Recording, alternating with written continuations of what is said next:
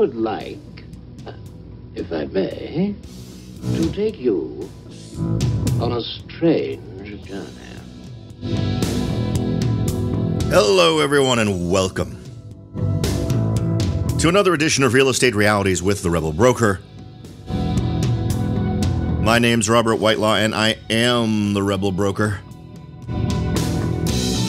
Licensed real estate broker in the state of California, member of the National Association of Realtors. But please, don't hold that against me. Welcome to the end of the week, folks. I hope you are all just charging towards the finish line here in terms of achieving your goals you set for yourself this week. As always, I'm a big fan of the Google Calendar app on Android and iOS if you're trying to manage goals, just as a side note today. If you're a longtime listener, you know we've talked about this before, but if you're new to the show, every once in a while it's good to reach back and take some of the good ideas and reshare them. Why is the Google Calendar app the way to go? Because you can set something as a goal. So you say, I want to spend X amount of hours on something per week. You set that stuff up. And as you plan things that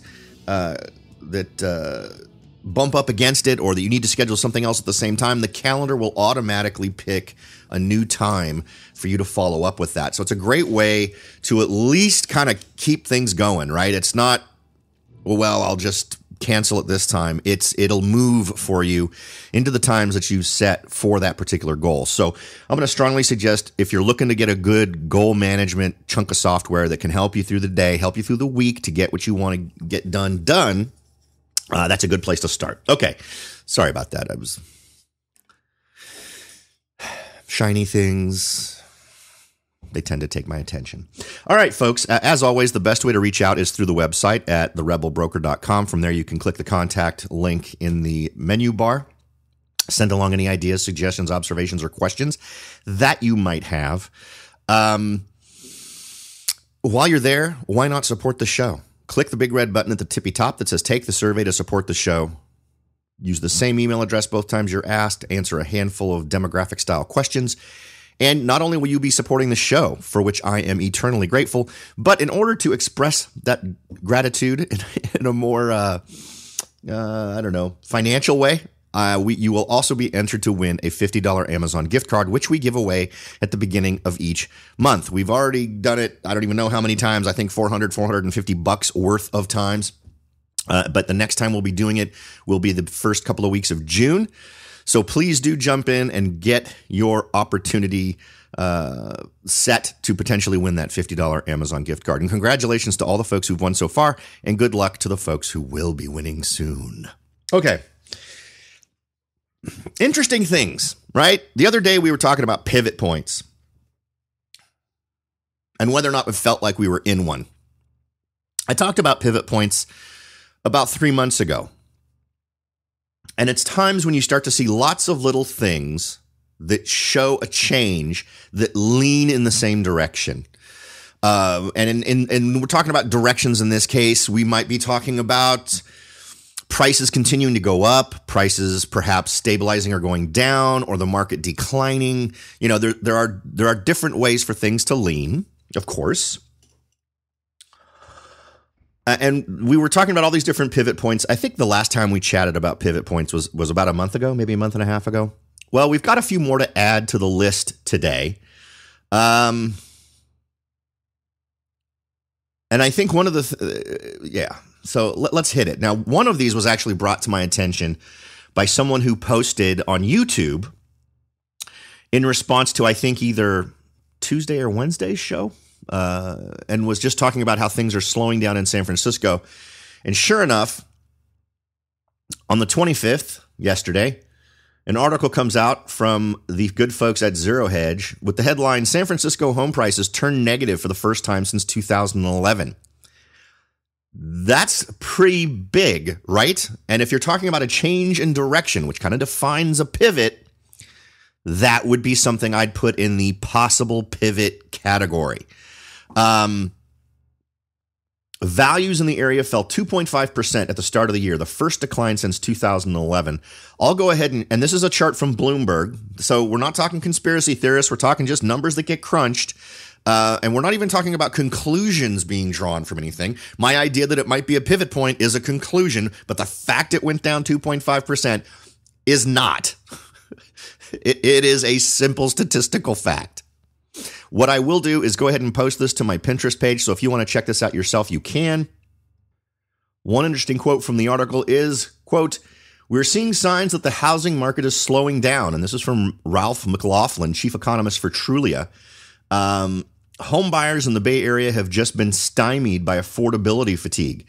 Those homeowners who would qualify for conforming loans are the ones that have seen the biggest drops in inventory and the biggest increases in prices over the past 5 or 6 years. It's no surprise that if there is any cohort impacted by a very frustrating home market, it's going to be those buyers. Now, remember, what we're trying to identify here is a point at which things may be making a turn or making a change, because we also need to understand that since things started to increase, they've gone up about 65% over the last 5 years. So that 2.5% is barely noticeable in that big swell, but every big swell tends to start with a small increase in that or decrease in this case. And this is exactly the kind of thing we were talking about the other day, where higher price marketplaces, I often think that when you start to see softening there, that often is going to push down into the rest of the marketplace. Now, I would have expected things like this to show up more in areas further away from San Francisco. I think that typically you start to see things when you're seeing a downturn, something that leads up to a downturn. You tend to see it in outlying areas. Hollister, Gilroy would be ones I'd come up with. And for those of you who don't know the Bay Area, Hollister and Gilroy are about as far south as most folks go. It tends to be my area, and still consider those communities where you might live and work in the Bay Area. Folks in Hollister are probably driving an hour and a half to get to work if they work in Silicon Valley and live in Hollister. And I've actually helped a few people move from Hollister into the Bay Area. Gilroy's closer. Gilroy's maybe 45 minutes to an hour. Morgan Hill is maybe 30 minutes to 45 minutes. So those are the southern sort of lines that you draw of distance. And in my analysis of prices and watching what the market does, I'm typically focused on trying to see what the trends are. And we've talked about those here on the show because I consider those to be sort of canary in the coal mine style communities, where when you start to see things really drop there, and it's consistent, then you might be able to draw some conclusions. And we talked about this about 2 months ago, where it was interesting because I saw prices or availability and price drops being more prevalent in Morgan Hill than in Gilroy, which doesn't make sense to me because Morgan Hill's closer. So something else was driving it, and it simply may just be thoughts about price in general. People are still focused on the price. And it was cheaper to buy a house in Gilroy and trade 15 minutes of commuting than it was to buy a house in Morgan Hill. That same mentality, maybe, that fuels that weirdness between, say, Morgan Hill and Gilroy could be feeding this issue in San Francisco, where folks have simply drawn a line and said, at this price point, I don't want to buy. I'm done. I'm not going to buy, which may actually be a good thing. If we have buyers in large enough numbers to affect the values of homes, self-regulating what they'll spend, that sounds healthier than a lot of the other things that tend to affect price, whether we're talking about regulatory things or weird policies that get put into place designed to push one style of lending or lending to one group or another. And now one interesting thing to note is that in that dynamic I was talking about a couple of months ago, where we saw that disparity from Gilroy to Morgan Hill that sounded odd to me, that has now normalized. That same phenomenon has hit the both areas about equally. So what I'm wondering is as we reach maturity in terms of a change, if we are in a pivot point, right? Because at the point that this was happening, when I was talking about this a couple of months ago, I believe that was the first thing I was pointing to as a sign of a pivot. It was difficult to pin down what the pivot was because, in honesty, the way it was changing kind of contradicted some of the things I believed about the marketplace. But with this, and kind of seeing that it may have been a interesting self-regulating thing happening in terms of buyers. And now that it's sort of normalizing and we're not seeing a disparity in terms of how active or inactive the market is in the Gilroy or Morgan Hill areas, I'm wondering if this is sort of becoming more of a trend that is just taking the market as a whole, because now we're seeing it in San Francisco. It's hitting prices in San Francisco.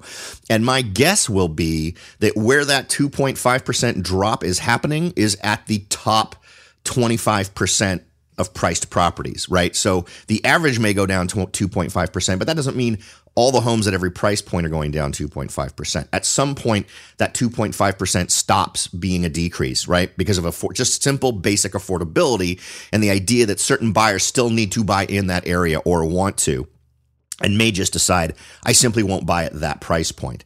So I want to crunch more numbers on this and get a better handle on what's happening in terms of how this breaks up by price. So in order to test that out, I went ahead and ran the numbers for the last 3 quarters in San Francisco to see if you could see a migration of purchase. And it's interesting to look at because it does show a migration to lower price points. For instance, if you go all the way back to July to September of 2016, you saw dominant motion in terms of sales in the $800,000 to $1 million range. That's where the vast majority of sales happened. And then there was a weird blip at the $1.2 to $1.4 million range, surrounded by very low sales prices, which actually is the case for every quarter. You see this bizarre blip from 1.2 to 1.4 million. And as a side note, this is exactly what I'm talking about when I talk about price banding, where suddenly you see this bizarre segment of the marketplace that sees increased activity in sales. And if you're outside of it, either above or below, you can end up seeing less activity on your listing, right? So in other words, in this example, if I was looking at this data, if I was going to you and telling you to list your house and you thought your home should be listed for $1.85 million, well, I would suggest that you list it for $799 simply because the data shows that more sales are taking place at that lower price point. And this is important data for you to see if you're looking to list your home. I don't know of any other agents that show this specific chunk of data, that show this price banding that occurs. So there's that, right? So there's price banding, which has nothing to do with the topic we're hitting at the moment. But in any event, what we're seeing over the course of these quarters is a pretty steady migration away from the higher end prices down to the lower end prices in terms of what buyers are going for. Now, of course, this also implies that the home at that price point needs to be available, right? So in the first quarter that we're looking at, which is again July to September of 2016, 24 homes at the $800,000 to $1 million range, 13 homes at the $600,000 to $800,000 range, with then a drop between $1 million and $1.1 million of 7 homes in that period of time. And then from the 1.1 to 1.2 million, it jumps up to goes down to 4, and then the 1.2 to 1.4 range suddenly jumps to 15 units and then drops back down to 4 again at 1.4 to 1.6. Same number for 1.6 to 1.8. You have one at 1.8 to 2 million, 2 at 2 million to 3 million, 1 at 3 million to 5 million, and 1 at greater than 5 million. Well, in the next quarter, all activity stops at the high end. There are no homes sold that are above $3 million.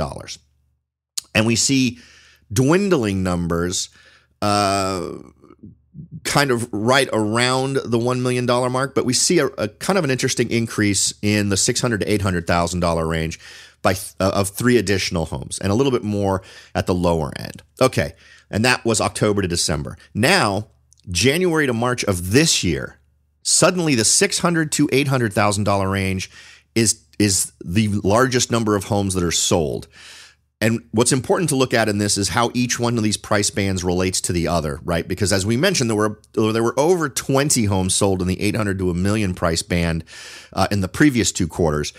That number dropped down to 11, so we had it being less than the $600,000 to $800,000 band. And then we saw the 1.2 to $1.4 million band was up around 7. at its lowest, but still a bizarre peak in relation to the two price bands to either side of it. And then everything at the higher end suffered as well in a broader sense, but we still had one home sell over 500 million. So we still ended up with activity between the 3 million to 5 million plus range, but one home in each one of those categories. So there's definitely a migration of buying practices to the lower end, and you're absolutely seeing that. And it looks like there is enough concern on the part of folks in the marketplace that they're actually willing to embrace this idea that we'll take offers that are lower, right? Because in order for this stuff to work, you not only have to have a buying public that says we're not going to buy at that price point, you have to end up with sellers in some markets, some segments of the market who are simply willing to acknowledge, I'm going to take a little bit less. And what's interesting is all the data we've seen recently indicates that sellers are still overestimating value compared to appraisals. So that mobility is something you kind of have to overcome in a marketplace, which is usually reflected by the amount of time that the home's on the market. Once you get past 30 to 60 days, sellers usually start asking questions about why haven't we sold yet? So I've found this super interesting. I think this could be just another thing to put on that pile of topics to indicate where you have hit some sort of a pivot point. Now I'm going to go ahead and share, let's see, a couple of different charts here relating to this change in home prices, and see what you think. And what communities do you see as canaries in the coal mine? I've mentioned mine before: San Francisco, Phoenix, Las Vegas. I look at just because I can't figure out why Las Vegas tends to be one that reveals issues earlier than others. Miami is another one. In the other areas, it kind of makes sense to me that you can gauge things from those. Las Vegas is so unique in terms of it being so focused on tourism and gambling and that kind of stuff. It just seems like one that would be not entirely reliable in terms of trying to figure out what larger market conclusions you might come to based on what happens in Las Vegas. One argument I've heard is that when Las Vegas is suffering, that is an indicator that people have less money to go out and do things like that at a place that's designed so much for tourism, which is why it's a barometer. It's because you're able to see that the folks are having monetary troubles, and that might indicate actions that are taken elsewhere in their lives, right? So that's why it stays on my list.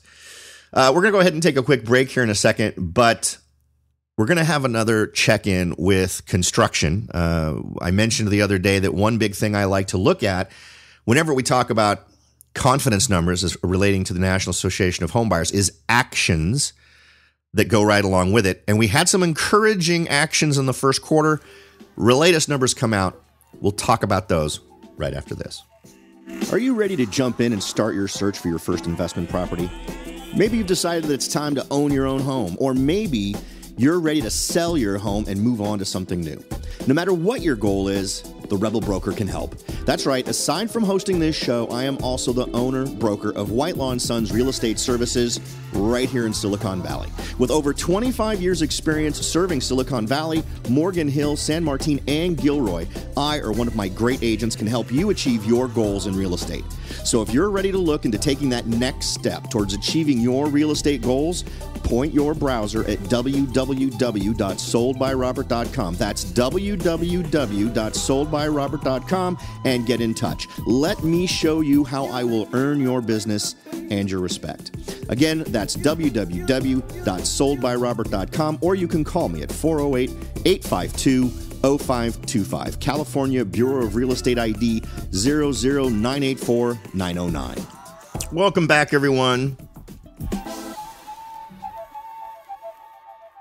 As we mentioned before the break, it's time to talk a little bit about construction, and we've always tried to balance between what we're told by the National Association of Home Builders in terms of confidence numbers and those kinds of things versus what's actually happening.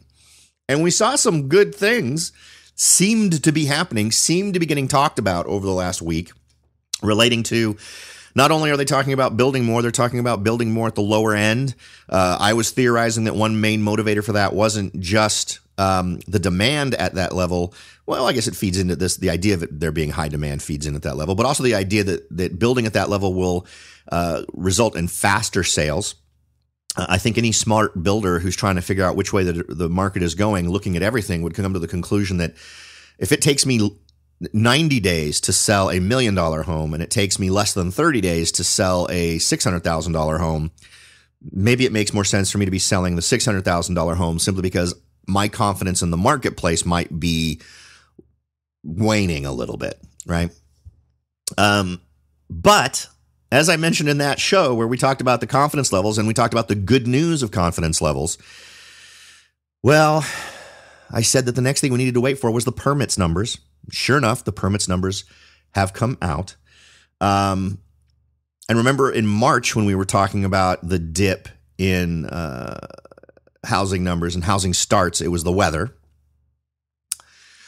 Well, starts were expected to rebound in April. That was what all the talk was. In fact, I remember reading the article where we talked about the expected rebound in construction, but it didn't. Starts dropped 2.6% in April after March's 6.6% drop. Here's what's also concerning. Not only did starts drop, building permits also dropped by 2.5% month over month, which is also way below expectations. So not, ridiculously good news here. Single-family permits dropped to 789,000, the lowest since November, and multifamily is also at its lowest since November.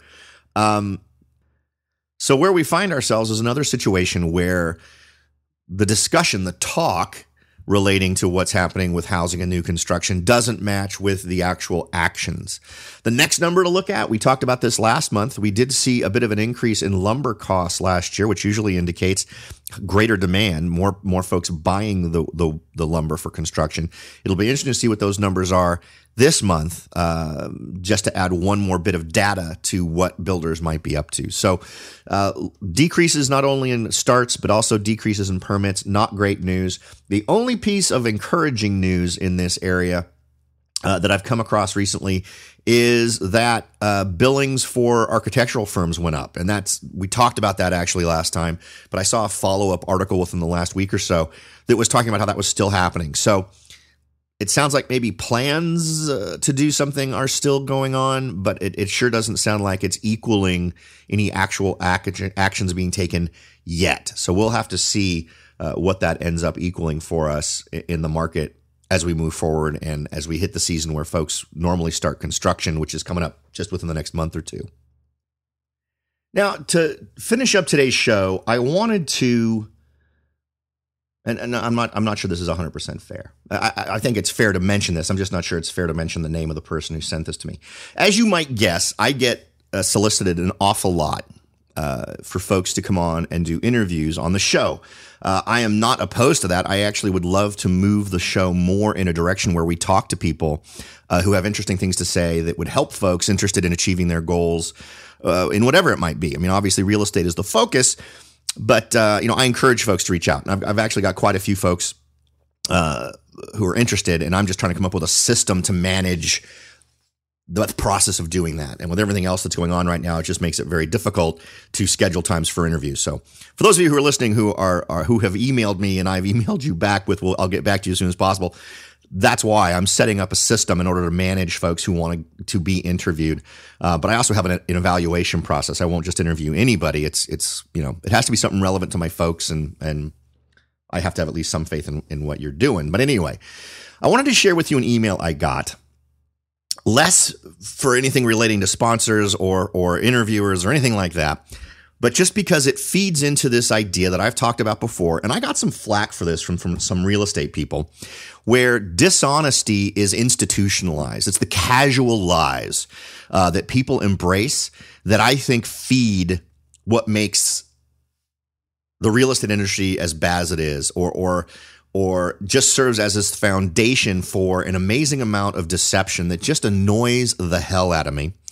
And it's not limited just to real estate. There is this mindset out there that I don't know what it is. I guess it's maybe to establish rapport or something, but I'm a firm believer that you don't establish rapport through lying. So I wanted to share, and you know what? I'm going to post a screenshot of this email I got. Now, this was from a guy. You know what? I'm going to tell you his name.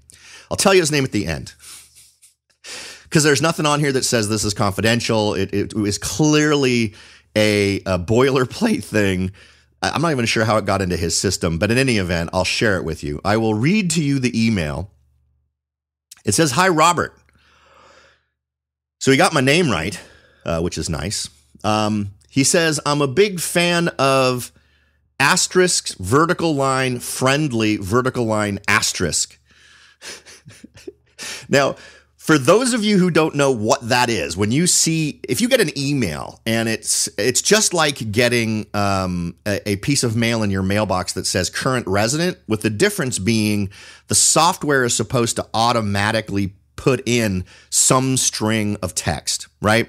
So let's say I'm going to send email, a normal snail mail to you, and I have software that will generate printing labels, and the variable I'm using is recipient name. Right? And it would look like this. In some software, it would be an asterisk vertical, and then whatever is next in text is the variable name, and then comes the vertical line and the asterisk. And that asterisk, vertical line asterisk is like the punctuation on each end to tell the software you're using that what is between these two things is the variable that you're supposed to go find the value for, right? So in this case, clearly, the variable friendly was supposed to be my show name, where it was supposed to say, "I'm a big fan of Real Estate Realities," right? But whoever sent this forgot to engage the software or whatever, and the changing of that variable into the text that was intended wasn't done. Okay. So he's a big fan of the variable name friendly, which was supposed to be the show name, and loved your variable name recent post episode where you talked about variable name statement. I found it fascinating. And I'm like, dude, seriously? And I'm sure this went out to tons of folks. I mean, this can't have just gone out to me. And he goes on, and I'll, if I read the rest of this, it reveals who it is, and I want to hold it to the end. But then he goes on to try to explain why he would be a wonderful person to talk to. And so I responded with my email, in which I wrote, "I am glad you enjoy variable name friendly. I also enjoyed putting together my episode variable name recent post. I am glad you were fascinated by variable name statement. Regarding an interview, variable name interview response, period. Thanks for variable name insincere statement of appreciation, exclamation mark. Variable name closing greeting, Robert." I don't think I've gotten a response to this yet, have I? No, I haven't gotten a response. I don't anticipate getting a response. But this is it. This is the problem. When a casual deception is A-okay, to the point where we make software to facilitate it, we implement software to facilitate it, and then when we review our cute little note that we're going to send to people, we're okay with it. That is a problem. And it exists in real estate. It apparently exists with this guy. What's awesome about this is, so I get this message, and within about 2 minutes, I get it and I respond to it. 5 minutes later, I get a second response. I get a second email that says disregard previous email in favor of this email. And instead of the variable names being stuck in, it's the exact same email, but instead of the variable names being in there, where it's clearly a variable where some other data is supposed to be stuck in there, all of those are replaced with the word none. So that it reads, "I'm a big fan of none and loved your none episode where you talked about none. I found it fascinating." And it's just, I don't know. It's such a amazing reflection of how institutionalized this idea of casual deception is. And as I've mentioned in previous shows, I think it is at the absolute root of what creates horrible real estate agents. And sadly, it is part and parcel of the basic training that real estate agents get once they join an office. The casual lie and plausible deniability in terms of phrasing something where if it's looked at in just the right way, might kind of sort of be true, but isn't really, is A-okay. And it's all part of a marketing strategy. And somehow by saying it's simply marketing excuses it, I don't think that's it, right? I think that once you have embraced this, your brain knows you're deceiving and lying when you do something like this. And particularly, I mean, it would be one thing if he simply used I'm sure there was a variable name for my first name, high variable name recipient, right? I'm sure it was there. Now that one worked, and that would have been fine. It would have been fun if he wrote, I came across your show such and such and would like to talk to you about having an interview. There's no expression of anything in terms of the strong feelings one way or another about the show, and that would have been far more welcome than this. It sure as hell would have helped us avoid calling him out as a deceptive douchebag. And again, this is all my opinion. I don't know what things I'm supposed to say in order to avoid this kind of stuff. But however, let me read you the rest of his email. And by the time we get to the end, I'm sure it will be very clear who this person is. I am the founder and CEO of BedJet and an entrepreneur with 19 years proven marketing and revenue growth success. Sadly, I don't think we're going to be able to, I'm speaking for myself here again. Given that particular phrase, I don't think we're going to be able to give this person any credit for proven marketing. Good God. Anyway, to continue, with 19 years proven marketing, except for this email, and revenue growth success at leading startups and Fortune 50 companies, I'd love to help teach or share with your audience about any of the following topics. And here's where we get to play the game. Guess who the guy is. First, how I rallied after one of the worst Shark Tank TV rejections to build a multi-million-dollar business. Next point, how I raised over $1 million on Kickstarter from more than 4,000 backers. Third, how I built a hardware and software tech company in the old school sleep industry.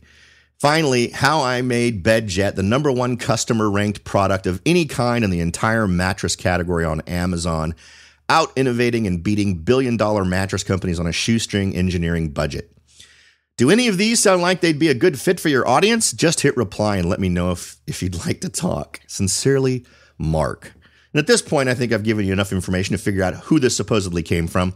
Now, of course, the totally give the guy a break angle to this could be Mark had nothing to do with this email. Mark has a guy in marketing in the IT department who works the electrical, the tech side of it, who came up with this cute little thing and wants to get more exposure for Mark, and thought this was a great idea. However, one thing that would not happen at my company is that anything like this with my name on it would go out without passing by my desk first. If that's what happens in Mark's business, he's not a guy I want to do business with. So, Mark, if you're listening, and I'm guessing you're not, let me just say, no, I'm going to have to decline your invitation to be interviewed on the show. I appreciate your interest. And variable name, insert consolation message here, I guess, is the way to go. All right, folks, I hope we ended at least with a little bit of a smile for you there. I know we shared some data that is not the best ever. We'll see. We're kind of in keep an eye on it mode. I am less bearish about things moving forward. I still think I was correct in the theory that I should be selling my house. In fact, I'm now pretty much convinced that my forced need to wait is working against me. So I'm probably going to try to accelerate things here and see if I can't get things going sooner. So I'm taking actions in my own life that reflect the things we've talked about here on this show. So I hope that's been valuable information for you folks. Thanks again for listening. Have a fantastic Memorial Day weekend, and I'll talk to you all next time.